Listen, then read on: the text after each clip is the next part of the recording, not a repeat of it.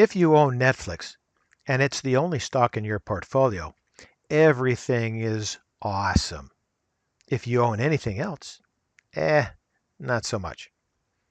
The Dow had its worst week in 3 months, but today ended an 8-day losing streak, which was the worst in 40 years. The transports had their worst week in 3 months.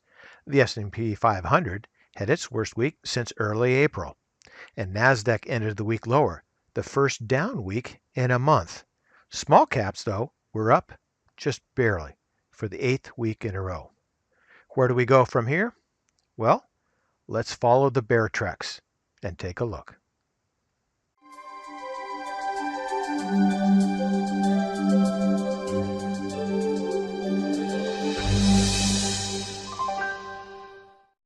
Before we get into the price charts, I wanted to show you this chart here from Bank of America and bring this to your attention.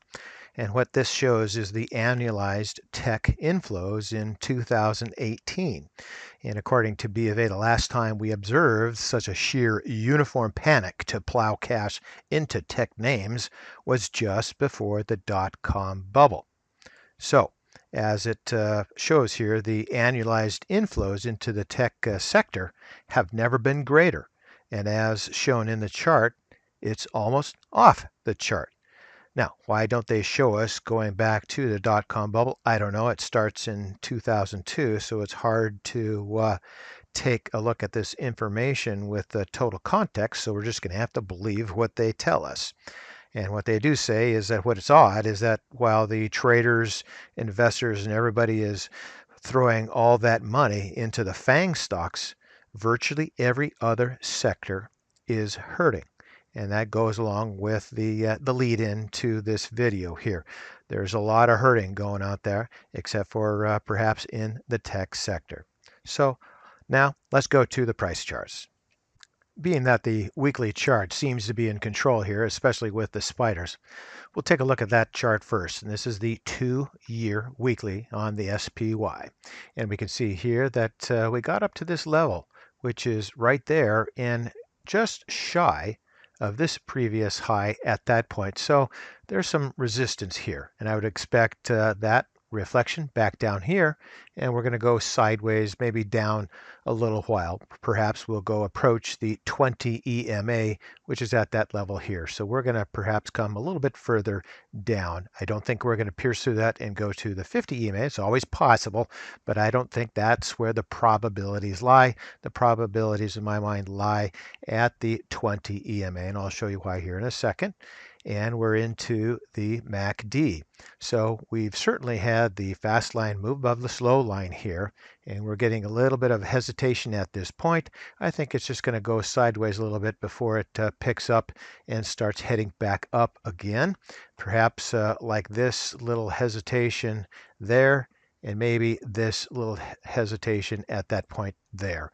So it's on its way up. I think it's just having this little hesitation, and then we'll pick up some speed maybe next week, maybe late next week or the week after, something around that time frame. And you can see here we topped out on the histogram.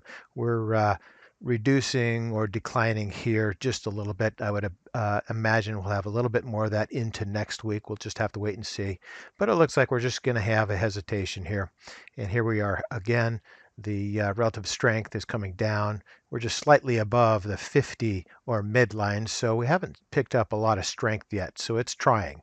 And here we are in the stochastics at this point with the fast line moving sideways. We're not quite into the overbought territory, but it is moving sideways here.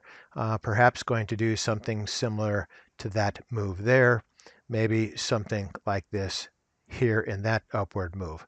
Nothing serious, but hesitation with a pullback consolidation. Volume looks fine. We do have a couple of red weeks here. That's a little bit of a red flag, but nothing to be too concerned about. And then the Williams headed on up and then it reflected back down to here. So I think we're going to do some sawtoothing as we've seen in this time frame, certainly in this time frame and as well in here. Nothing serious, just a little bit of a consolidation and what I call back and filling on the chart here. So now let's go to the daily chart. 6-month daily on the SPY, and we see here that earlier in this week we came through and below the 20 EMA on the daily, and we're still above the 50 EMA, and it looks like it wants to try to bottom here, but I'm not so sure that that's going to hold, and I'll show you why. Looking at the MACD, where it looks like we're still accelerating on the downside here with the separation heading here toward the zero or midline. So I think we have a little bit of weakness to continue into next week. And it shows here in the histogram, it is still declining. No real sense of a bottom yet. And I think that the relative strength also shows a little bit of a reflection at this point here, but not much. And then we're below the 50 line, so we are relatively weak. And into the stochastics, this also shows that the downside is accelerating a little bit, heading down below that 50 line. No real sign of a bottom yet. Now, it's possible that we could do a V bottom for sure, or we can do more of a curved bottom there, but neither is showing up yet. So there's still some softness into next week for sure. Volume looks fine, and that was a green day, or a green, yes, green day. So it wasn't a real high here. So it's just kind of a moderate amount of volume. So nothing that we can really see from there. In the Williams, it did have a bounce here reflected on up, but we're in the very bottom area here, the oversold portion of the market. But I think that can continue like it did here in this area for this time frame, couple of weeks there as well, a couple of weeks here. I don't think it's going to be a real short bounce and up we go. I think this one's going to take us down, and we're going to have some weakness continuing here into next week at least, perhaps a bit further. I can always be surprised, but right now that's what it's looking like. I think we're going to still stay above that 50 EMA, but I think we're going to have some softness here. Perhaps we'll test that into next week. So that's it.